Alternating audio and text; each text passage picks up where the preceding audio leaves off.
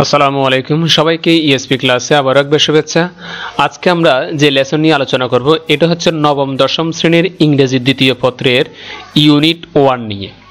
নবম দশম শ্রেণীর ইংরেজি দ্বিতীয় পত্রের ইউনিট 1-এ আমরা স্টেপ বাই স্টেপ অনেকগুলো লেসন ছিল, আমরা সেগুলো আলোচনা করে আসছি। আজকেও আমরা আলোচনা করব যেটা দেখতে পাচ্ছ অলরেডি অ্যাপোজিটিভস নিয়ে। এর আগে আমরা আলোচনা করেছিলাম পজেসিভ যেটা ছিল এই যে উপরেরটা। তো এই ইউনিট 1-এর ভিতরে 4টা অপশন রয়েছে, অর্থাৎ 4টা লেসন রয়েছে, তার ভিতরে আমরা একটা আলোচনা করেছিলাম পজেসিভস। এটা নিয়ে আমরা আলোচনা করেছিলাম গত ক্লাসে, তোমরা যারা দেখোনি দেখে নিতে পারো। আজকে আলোচনা করব শুধুমাত্র অ্যাপোজিটিভস নিয়ে। অ্যাপোজিটিভস মানে অনুরূপ। কিসের অনুরূপ সেটা আমরা নিচে দেখি, আসলে আমাদের কাজটা কি, এটা দিয়ে কি বোঝাচ্ছে। তো আমরা এর আগে যতটুকু আলোচনা করেছিলাম শুধুমাত্র পজেসিভ যেটা ছিল সেটা নিয়ে আলোচনা করেছিলাম। আজকে হচ্ছে nouns in apposition. Nouns in apposition এটা বোঝাচ্ছে কি সেটা আমরা স্টেপ বাই স্টেপ নিচে দেখি, খুব মনোযোগ সহকারে দেখো। এখানে বলা হচ্ছে অ্যাপোজিশন মিনস প্লেসিং নিয়ার, অর্থাৎ অ্যাপোজিশন আমি আগে বলেছি বাংলা অর্থ হচ্ছে অনুরূপ। এখন কিসের অনুরূপ সেটা, এটা হচ্ছে একই নাম একই ব্যক্তিকে যদি বুঝিয়ে যদি পাশাপাশি বসে তখন সেটাকে আমরা প্লেসিং নিয়ার বলে থাকি। সেটা প্র্যাকটিক্যাল আমরা দেখব। এরপর বলা হচ্ছে it is a grammatical arrangement in which two words referring to the same person or thing are placed side by side in a sentence. এখানে এটা একটা গ্রামাটিক্যাল, অর্থাৎ এটা একটা ব্যাকরণগত ব্যবস্থাপনা, যেটার ভিতরে আমরা দুটো ব্যক্তিকে অথবা বস্তুকে দুটো ওয়ার্ড দিয়ে আমরা আখ্যায়িত করতে পারি।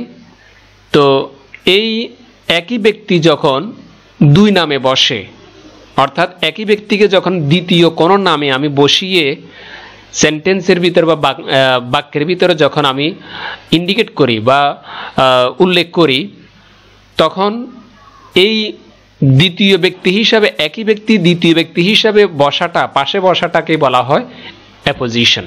কিভাবে দেখো, read the following passage and notice the underlined words. যে নিচে একটা অনুচ্ছেদ রয়েছে যেখানে উল্লেখ করা হয়েছে যে শব্দগুলো আন্ডারলাইন করা, ওই শব্দ দিয়ে মূলত কি করা হয়েছে, উল্লেখ করা হয়েছে, সেটা আমরা দেখব। এটা আমাদেরকে পড়ার জন্য বলছে। যেমন mister Rahman our head teacher is a very nice man. আমি বুঝিয়ে দিচ্ছি, ভালো করে বুঝো।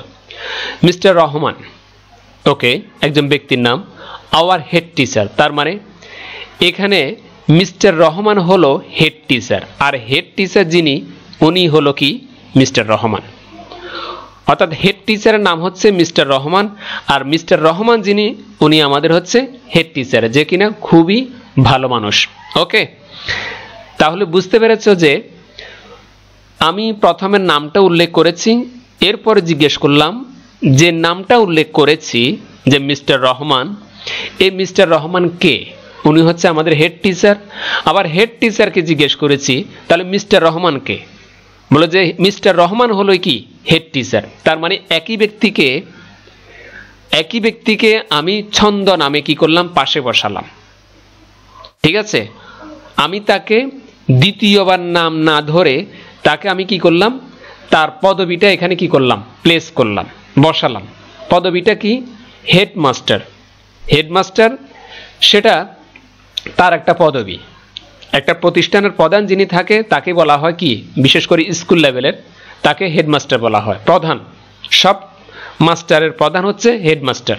ওকে, তার মানে এটা দিয়ে বুঝতে পেরেছি যে যখন কোনো একই ব্যক্তিকে দ্বিতীয় নামে বলে পাশে বসানো যাবে, সেটা কোনো ব্যক্তি হোক অথবা কোনো বস্তু হোক, একই ব্যক্তি অথবা একই বস্তুকে যখন পাশে আমি অন্য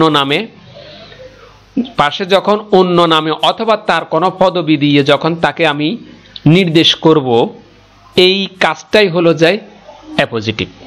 আশা করি ক্লিয়ার, মানে অ্যাপোজিশন।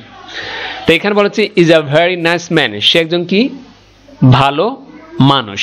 ওকে, এরপর বলছে my friend Nazrul and I saw him yesterday. এখানে বলা হচ্ছে মাই ফ্রেন্ড নজরুল, অর্থাৎ আমার বন্ধু কি আমার বন্ধু নজরুল। তো এখন নজরুলকে যদি জিজ্ঞেস করা হয়, অর্থাৎ এই সেন্টেন্সটার ভিতরে সটা হচ্ছে ভার্বকে জিজ্ঞেস করলাম যে এখানে নজরুলটাকে, তো উত্তর দিল সে মাই ফ্রেন্ড। কি মাই ফ্রেন্ড, তার মানে আমার বন্ধু। নজরুলকে আমার বন্ধু, তা আমার বন্ধুকে জিজ্ঞেস করলাম আমার বন্ধুকে, তো উত্তরে আসলো নজরুল। তার মানে আমার বন্ধু যে, তার নাম হলো কি নজরুল। ঠিক আছে, অর্থাৎ আমার বন্ধুটাকে, বন্ধুটা নজরুল, আর নজরুলটাকে বন্ধু। একই বন্ধুটাকে আমি প্রথমের নাম না ধরে একটা নাউন হিসাবে বললাম, এই নাউনটা পরবর্তীতে বন্ধুর নাম সরাসরি যেটা বসেছে এটা একটা নাউন। অর্থাৎ একই ব্যক্তিকে আমি দুই নামে পরিচয় দিলাম, প্রথমে বললাম বন্ধু, এরপরে বললাম নজরুল তার নামটা। তার মানে এই যে কাজটা হলো, এটাই হলো অ্যাপোজিশন। ঠিক আছে, এরপর বলছে and I saw him yesterday, আমি তো গতকাল তাকে কি করলাম দেখেছিলাম। এরপর বলছে হি discussed many things with both of us. এখানে বোঝাচ্ছে হি ডিসকাসড মেনি থিংস, সে আলোচনা করেছিল বিভিন্ন বিষয় নিয়ে। কাদের সাথে? আমাদের সাথে। এই কথাটা কি বোঝাচ্ছে, এই সেন্টেন্সটা দ্বারা কি বোঝাচ্ছে? অর্থাৎ হেডমাস্টার যিনি আছেন উনি, আমি এবং আমার বন্ধু যে নজরুল, আমাদের দুইজনের সাথে কি করেছিলেন, কথা বলেছিলেন। দেখা হওয়ার পরে আমাদের দুইজনের সাথে কি বিভিন্ন বিষয় নিয়ে কথা বলেছিলেন। এই জন্য বলা হচ্ছে many things with both of us, আমাদের দুইজনের সঙ্গে কি করেছেন, উভয়ের সাথে ডিসকাস করেছিলেন, বিভিন্ন বিষয় নিয়ে আলোচনা করেছিলেন। He also talked about his childhood days, উনি এছাড়াও তার শৈশবের কিছু দিনের কথা, অর্থাৎ শৈশবের কিছু স্মৃতির কথা আমাদের সাথে শেয়ার করেছিলেন, কথা বলেছিলেন। We also met his wife, আমরা এছাড়াও আমরা কি করলাম, তার ওয়াইফের সাথে দেখা করেছিলাম। হিজ ওয়াইফ, এখানে কমার পরে আবার দেওয়া হয়েছে মিসেস সালমা বেগম, তার মানে ওয়াইফের নাম হচ্ছে কি সালমা বেগম। এখানে এটা আন্ডারলাইন করা আছে যে এটা দ্বারা কি বোঝাচ্ছে, এই যে মিসেস সালমা বেগম এবং এই ব্যক্তিটা হচ্ছে একজন ফিমেল জেন্ডার। এখন এই ব্যক্তিটাকে যদি জিজ্ঞেস করা হয়, অর্থাৎ আমি যদি ম্যাটকে জিজ্ঞেস করি, ভার্বকে জিজ্ঞেস করি মিসেস সালমা বেগম কে, উত্তর আসবে হিজ ওয়াইফ। কি আসবে? His wife. এখন হিজ ওয়াইফকে যদি আমি খুঁজি, তার ওয়াইফ কে, তখন উত্তর আসবে মিসেস সালমা বেগম। তার মানে একই ব্যক্তিকে মিসেস সালমা বেগম হিসাবে কি করা হলো, তার ওয়াইফকে নাম উল্লেখ করা হলো। এখানে আরেকটা পয়েন্ট আছে, সেটা আমি পরে বলবো। She is our English teacher, সে আমাদের ইংরেজি শিক্ষক। We like both of them, আমরা তাদেরকে কি করি, তাদের উভয়কে, তাদের দুইজনকে আমরা কি করি, পছন্দ করি। তাদের দুইজন বলতে কে কে? মিস্টার রহমান যিনি হেড টিচার, ওনাকে, প্লাস ওনার ওয়াইফ যিনি আছেন মিসেস সালমা বেগম, ওনাকেও। তার মানে আমরা দুইজনকেই এখানে উল্লেখ করেছি। তো এই জন্য বললাম we like both of them, আমরা দুইজনকে কি করি, পছন্দ করি, আমরা তাদের উভয়কে পছন্দ করি। এরপরে দেখো এখানে কি আমি যা বলেছি একই কথা নিচে রিপিট করছে। কি কি? In the first sentence Rahman and headmaster refer to the same person. ওই যে বললাম যে রহমান যিনি, হেডমাস্টারও তিনি, এখানে একই ব্যক্তিকে বোঝাচ্ছে, এই কথাটা এখানে বলা হয়েছে। দ্য নাউন হেডমাস্টার তো অবশ্য noun, follows the noun Rahman simply to the mean which Rahman is referred to, যে রহমান যিনি, হেডমাস্টারও তিনি, দুইটাই কি noun. Here the second noun headmaster, এখানে সেকেন্ড নামটা কি হেডমাস্টার, প্রথম নাউনটা কি রহমান এটা বলা হচ্ছে said is said to be in opposition to the first noun Rahman বলা হচ্ছে সেকেন্ড যে নাউনটা আছে হেডমাস্টার এই হেডমাস্টারই হলো যে কি রহমানের অ্যাপোজিশন আশা করি ক্লিয়ার বিষয়টা ওকে এরপর বলা হচ্ছে similar is the case with Nazrul in the second sentence বলা হচ্ছে যে দ্বিতীয় যে বাক্যটা আছে এই যে মাই ফ্রেন্ড নজরুল এটা হচ্ছে দ্বিতীয় বাক্য দ্বিতীয় সেন্টেন্স এই কথাটা এখানে বলা হয়েছে নজরুল যার কথা বলা হয়েছে মানে একইভাবে দ্বিতীয় সেন্টেন্সে it is in apposition to the first noun friend অর্থাৎ প্রথমে যে বন্ধু বললাম বন্ধুটা হচ্ছে প্রথম নাউন তো দ্বিতীয় নাউনটা কে নজরুল তার মানে নজরুলটা কার অ্যাপোজিশন বন্ধুর এই কথাটা এখানে বলা হয়েছে the second noun in such a situation is also called an appositive এই কথাটা আমি একটু যেটা বললাম সেটা আশা করি বিষয়টা ক্লিয়ার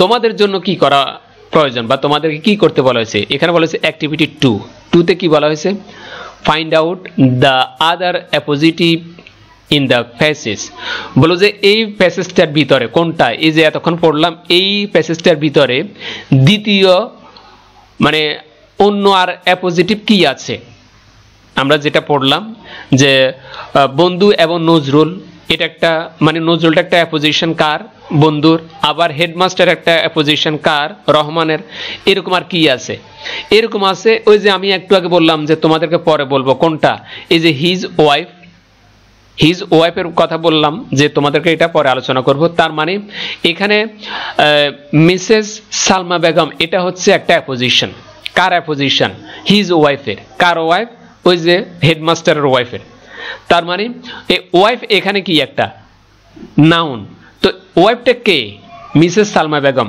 কার হিজ তার মানে এই যে মিসেস সালমা বেগম হচ্ছে উনি কে ওয়াইফটা কে তারটা মানে তার বলতে কাকে বোঝাচ্ছে মিস্টার রহমানের হেডমাস্টারের আশা করি ক্লিয়ার তার মানে এখানে মিসেস সালমা বেগম হচ্ছে কি অ্যাপোজিশন ওকে এরপরে activity 3 read the following passages and identify the appositives in it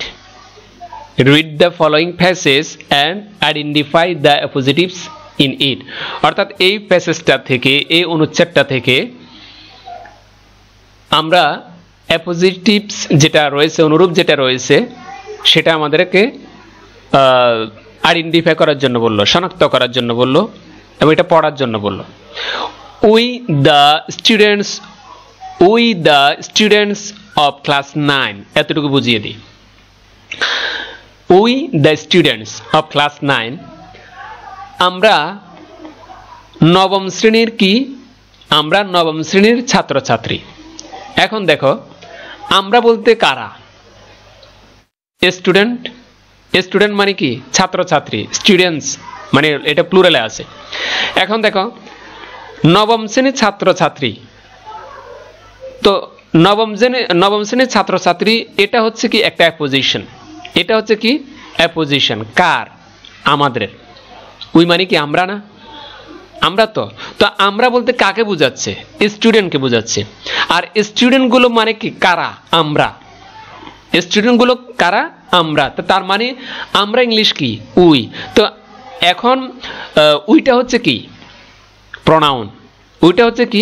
pronoun তো প্রনাউনের অর্থাৎ এখানে আমি নাম না বলে আমাদেরকে আমরা কারা কারা সেটা না বলে সবাইকে একত্রে বুঝালাম উই দিয়ে তো এখন স্টুডেন্টটা কাদের মানে আমাদের থেকে তো স্টুডেন্ট আসছে আমরা যারা আছি সবাইকে একত্রে বলেছে কি উই তো উইটা যদি প্রনাউন হয় তাহলে উই এর অ্যাপোজিশন কি স্টুডেন্ট তার মানে আমরা যারা স্টুডেন্টও কি তারা একই কথা তো স্টুডেন্টগুলো হচ্ছে উই এর অ্যাপোজিশন আশা করি clear are going to publish a magazine অর্থাৎ নবম শ্রেণীর ছাত্রছাত্রী আমরা যারা আছি তারা একটা ম্যাগাজিন কি করবে, প্রকাশ করতে যাচ্ছে।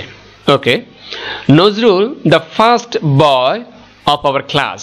দেখো, নজরুল হচ্ছে সে ব্যক্তি যে কিনা ক্লাসের ফার্স্ট বয়। তার মানে ফার্স্ট বয় যে ব্যক্তি, যে ছেলেটা, ও হচ্ছে কে? কাজল। ও হচ্ছে কে? কাজল।